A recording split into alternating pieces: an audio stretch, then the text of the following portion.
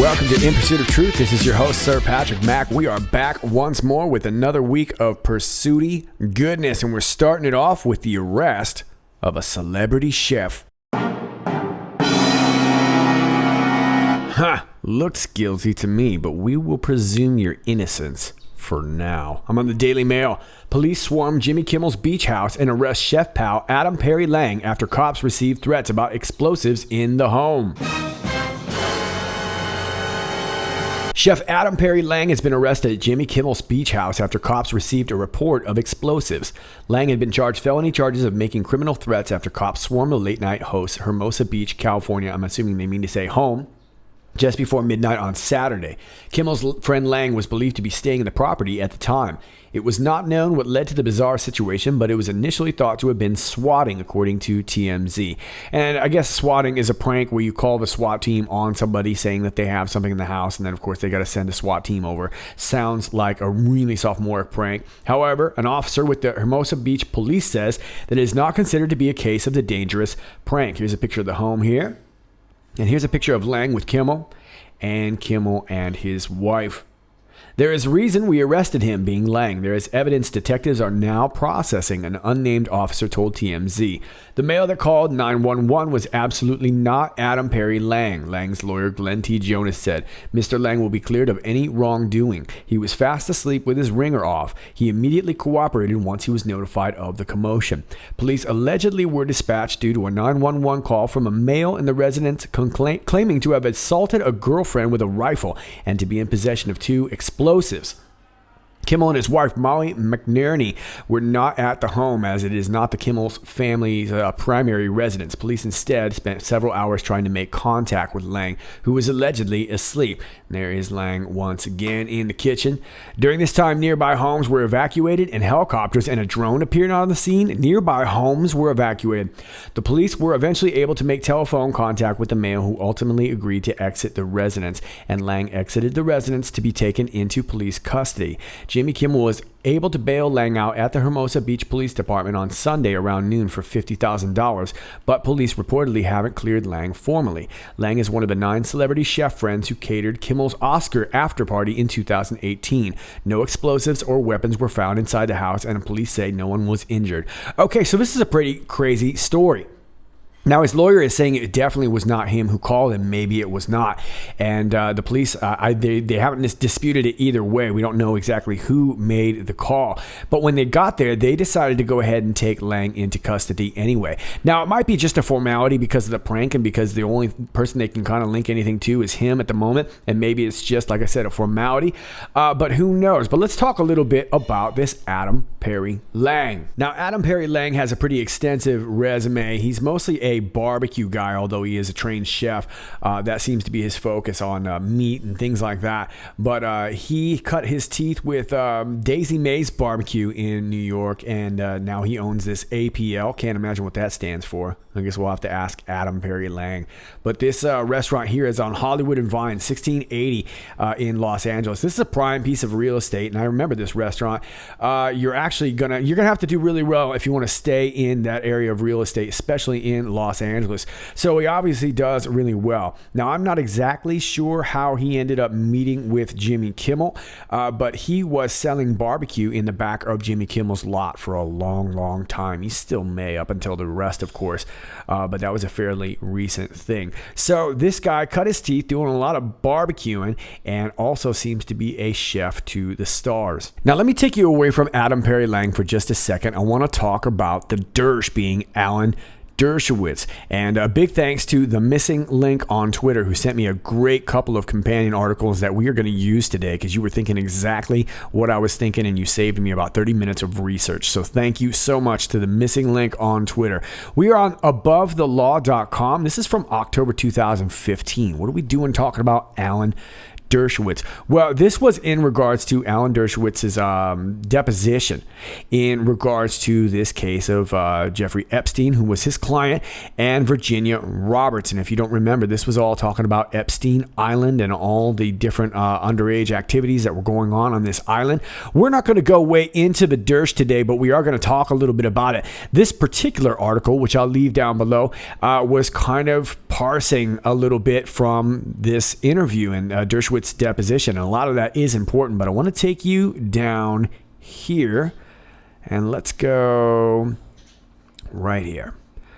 Reviewing the flight logs and calendars is a dizzying project, and we're going to take a look at these flight logs. We're talking about the flight logs on Epstein's plane, which was known as the Lolita Express, known to be kind of hosting all sorts of activities, not only on the plane, but especially on Epstein Island.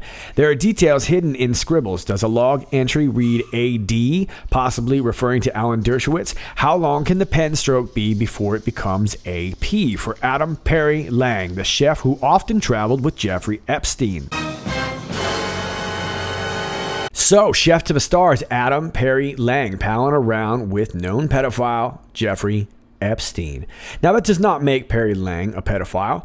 It could just mean that he was working for him. He was a chef. He was a chef to a lot of stars, right? But he was indeed on this Lolita Express. And I've got the entry right here from the 10th of February, 2002. You can see it highlighted right there, Perry Lang. Now, throughout these, and I'll leave this link for you here, throughout these logs, we see lots of abbreviations, lots of APs. We see one here, a couple right here, actually, AP. So we're not really sure that that is the same AP. As a matter of fact, we see it in the same flight as Perry Lang, so I'm not so sure that it is. It appears to be somebody different. But throughout these logs, we see some references to an Adam. We see the Perry Lang. There was one that I saw that just said Langin, and it had a question mark, so maybe they weren't really sure about the last name. Maybe they thought it was Langin. I'm not really sure, but we do know that we see this entry here. Now, this appears to be what I guess that would be White Plains, New York to Paris. So they're not landing on the island in this particular flight. And of course, there's 100 pages of these flight logs. There's lots in here, lots of notables. For those of you who don't remember, we had people like Chris Tucker, and of course Kevin Spacey was on some of these flights. You can see right here Bill Clinton and 4 Secret Service agents, along with 2 males and 1 female. I don't know why they didn't name those. Lots of these are just 1 male, 1 female. So we know funky stuff was going on these flights. We don't necessarily know if Perry Lang was involved in those, and I have yet to find any that were going to the island. My guess that a lot of these island flights would be this TIST, that would be St. Thomas, so that would make the most sense right there. But it remains to be seen if Perry Lang was actually on the island or not. But I will let you look at these down below. We do know he was on those flights. We also know that the Dersh was on some of these flights, right? Of course he was. He was an attorney for Epstein, so it makes sense that he would be on a few of these, of course. This particular entry is from 2005, November. I know, right? This one is going from Massachusetts to Montreal and back, round trip. So once again, Dersh not necessarily going to the island, but he was on some of these flights. And this has all kind of been hashed out already. Dershowitz was never found guilty of any kind of crime. There are a lot of people that still suspect he was up to something. I'll be honest with you, I'm not really sure. All I know is that in the United States of America, you are presumed innocent until found guilty, right? So the Dersh was never found guilty of anything. Now, it could have been possible he was doing something up on these planes, or maybe he got that massage that they were talking about. I'm not really sure, but I will say this. It appears that the Dersh is down with Q, and that Q is down with the Dersh. And in order to illustrate that point, we got to flash back a size. Gotta flash back a size, yeah, take you back, Taking you back to April 11th and 12th, post 11:32 on the 11th. Thank you, Alan. Welcome aboard, Freedom. And at this time, Alan Dershowitz had just met with President Trump. I can't remember if it was over a lunch or a dinner, but they were speculating about what they were talking about. And of course, Alan Dershowitz came out and said, we're just casually talking a little bit of strategy in regards to the Middle East and, of course, the Constitution, which is what Alan is very famous for doing. He advises the presidents of the Constitution and the legalities and what you can and can't do. So that was the first time that I remember seeing it in a Q post. Now, we saw it the next time, the very next day in 11:37. And Anon was asking about this number 17 confirmation in regards to this presidential White House visit by the NCAA football champs, the Alabama Crimson Tide last year. And they presented him with a number 17 as opposed to the normal 45, which most presidents would do. So this was sort of a curious Q proof. And Q was saying that wasn't really the point. Q was saying, no, we were talking about Allen. Welcome aboard, plane 17. And I took that to mean that this was some sort of confirmation that they realized that Alan Dershowitz was maybe not, not guilty of anything at all on this flight that was on the 17th. And of course, we all know that Q is the 17th letter of the alphabet. So that's what I thought back then. But we do know that Dershowitz has been in the president's corner for the most part. As a matter of fact, I would even argue that all that material that was compiled for his book, The Case for Impeaching Trump, was actually compiled for Hillary Clinton. That's by his own admission. But he said since really the same constitutional laws applied, he just changed it for President Trump and wrote that book. So whether you like Dershowitz or not, whether you think Dershowitz is guilty of something or not, I don't particularly know, but I will say this.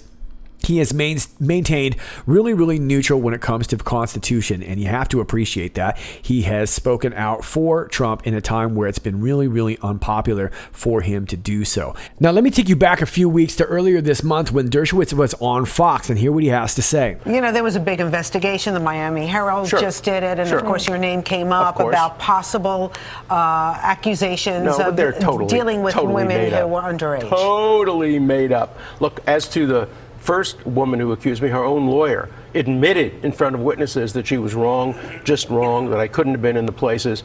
The second woman is a woman who wrote to the New York Post claiming she had videotapes of Hillary Clinton, Bill Clinton, Donald Trump having sex with underage girls. The New York Post said, we don't believe you. They wouldn't even publish her story, but she's one of the people. So, you know, these are all come from the same source. David Boies, the attorney who's furious at me because I filed unethical bar charges against him, and he threatened me that unless I withdrew the bar charges, he would find somebody else to accuse me. I don't think anybody believes this. Anybody takes this seriously. It's not like Me Too. Me Too, the men all knew the women.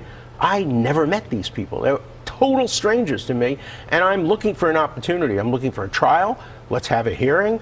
There are emails that are secret, but that prove not only that I was framed, but who framed me. It names names. These people are going to go to jail once these emails come out, because this was a total frame-up for financial reasons, and I can prove it and will prove it. Have me back on the show when the emails come out. Boy, will it be so interesting. There'll be prominent people in handcuffs. Okay, so enough about the Dersh for now, but we know this Adam Perry Lang, he was arrested at Jimmy Kimmel's house. And here's a picture of Jimmy Kimmel from a few years back.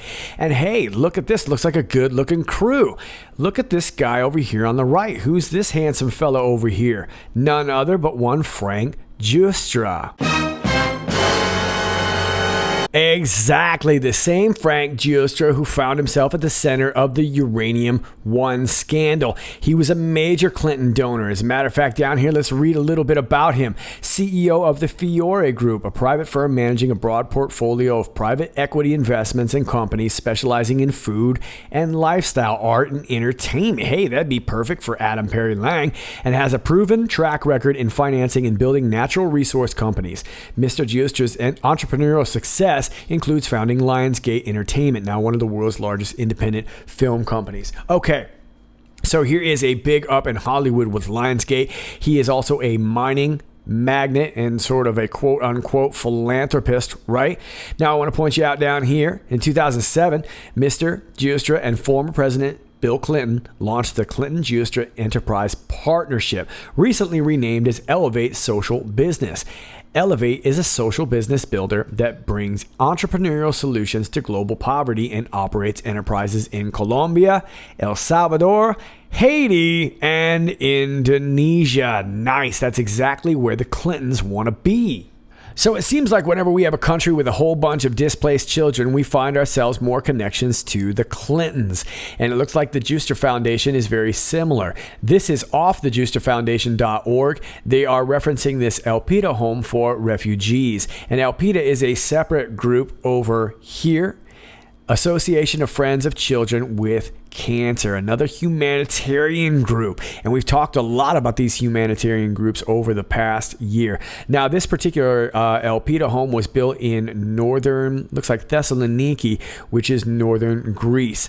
Envisions an official camp designed with a humane approach. Okay, so more humanitarians. And take a look here. Here's Frank Zustra with founder Ahmed Khan. They're co-founders. And have a look at that logo right there. Where have we seen that before? Well, many of you know the answer to that already. This is off the FBI's official website. You can see right there. This is a well-known logo used to represent boy love. Okay, so you got this mining magnate turned movie maker, which is a real odd career change, right? Just happens to be a big fan and, well, alleged donor to Hillary Clinton. I can't help but think this guy was probably our money launderer, considering that he's also a philanthropist. This was the guy probably washing a lot of it. But he was also a producer on this movie called Rules Don't Apply, and a couple of his fellow producers were one Jeffrey Soros. That's right, the nephew of George Soros. And here's another notable, Stephen Mnuchin, of course, who was a former filmmaker and who is now Secretary of the Treasury.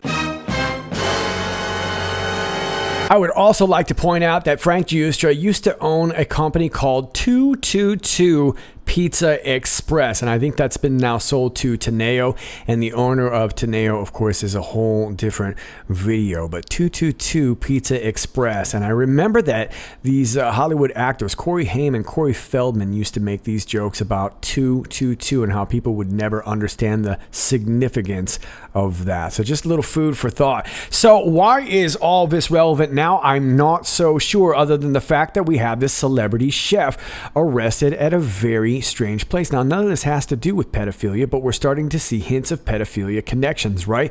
I want to take you to this article here from December 5th, 2018. Victims of sex offender Jeffrey Epstein have one more shot at justice.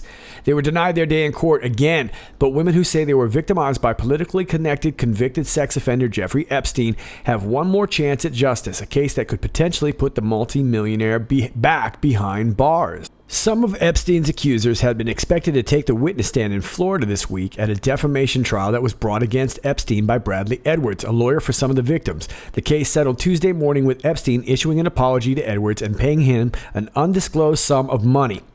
But the women still have one more shot at Epstein, a wildly successful hedge fund manager, who used to pal around with the likes of President Bill Clinton and Donald Trump. A pending suit by some of the Epstein accusers in federal court in Florida is aimed at voiding a non-prosecution agreement that was signed off on by then U.S. Attorney for Southern Florida, Alexander Acosta, arguing that the deal was illegal because dozens of Epstein's victims were never told about it. If the judge finds there was a violation of the Federal Crime Victims' Rights Act, he could void the deal, and Epstein could again face federal charges for what investigators say was his routine of sexually abusing teenage girls in his West Palm Beach mansion during the early 2000s. That injustice needs to be addressed and will be addressed, one of the victims' lawyers, Jack Scarola, said Tuesday.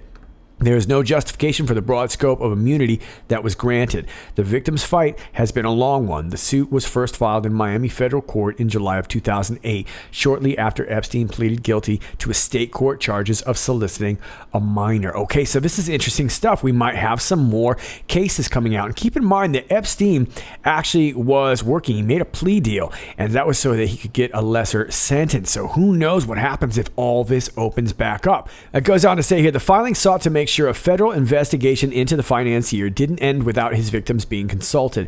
During the years of litigation that followed, they discovered it already had. One of the conditions of Epstein's state plea was an agreement that federal prosecutors would not prosecute the money man or any potential co-conspirators. Well, who would all those potential co-conspirators be? Who would that money man be?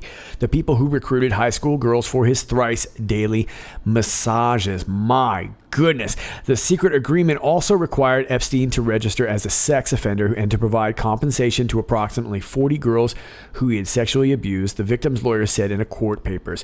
Okay, so this could open a lot of different things up because a lot of these victims basically got a notification late in regards to parts of this case. Federal prosecutors consulted with Epstein's lawyers even after he pleaded guilty to the state charge to decide what to tell the victims. Their papers say, hoping to avoid the firestorm of controversy that would have arisen if it had become known that the government was immunizing a politically connected billionaire and all of his co-conspirators from prosecution of hundreds of federal sex crimes against minor girls. Well, I suppose if you've got a lot of those people out of the government now, maybe that immunizing won't hold anymore. So it remains to be seen how this is going to turn out. This Judge Kenneth Mara, who's been weighing the matter for over a year, this article was written back in December, but this could open some things wide open. So those are some connections that I've found so far. It remains to be seen what's going to happen with this Adam Perry Lang, but if he were indeed innocent, I would find it very surprising that he was released on $50,000 bond. I would also like to point out that just like Epstein, this Frank Giustra was also renting his plane out to the Clintons and might have very well had his own little Lolita Express of his own. So maybe you can help draw some of those connections together. In other news, Kamala Harris is running for president and she can't do it without you. Will you add your name to join our campaign's email list? Well, Twitter agrees. Everyone else seems to be saying no. Z Patriot here says, explain your affair. Character is everything. Americans are done with political hacks. Ray Lass says, hard pass. Nope. Amen to that. That's a resounding no. No way. Nope. Lots of not gonna do it. It's not today, Kamala. Maybe you'll have better luck running for office over there in Wakanda.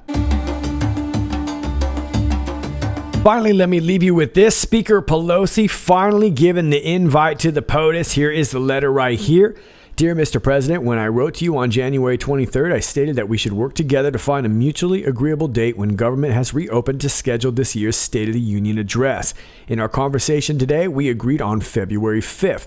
Therefore, I invite you to deliver your State of the Union address before a joint session of Congress on February 5th, 2019 in the House chamber. Thank you for your attention to this matter. All right, so it looks like February 5th is our date.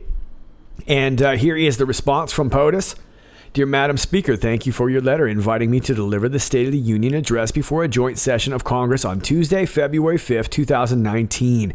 It is my great honor to accept. We have a great story to tell and yet great goals to achieve. I look forward to seeing you on the 5th. Sincerely, POTUS, Donald Trump. All right, so February 5th is the date, and indeed, we've got a great story to tell. And one person who's probably ready for that story to be told is Eric Trump, who tweeted, record-breaking cold temperatures headed for the Windy City. At Trump Chicago and our amazing team are ready for the storm. Honey, you've got a big storm coming. I'll bet you're right, oddly confident lady. I'll bet you're right. That's a beautiful picture there. It looks like the river's frozen over in one of my favorite cities in the continental United States. All right, kids, that's all I got for you today. As always, if you like this video, please click like, share, and subscribe. Thanks to all of you who already do that. If you're new to my channel, welcome to you. Please keep in mind that from time to time, you will be unclicked and unnotified and unsubscribed because that's how social media works when you're trying to get some truth up in your face.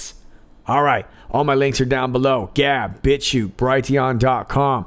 I'm over here at Twitter at IPOT1776. If you're a Twitterite, please join me here at IPOT1776. My email is down below also. All my links are down below, as well as my Patreon if you'd like to support the channel. Okay, kids, this is Sir Patrick Mack, and until next time, stay funky.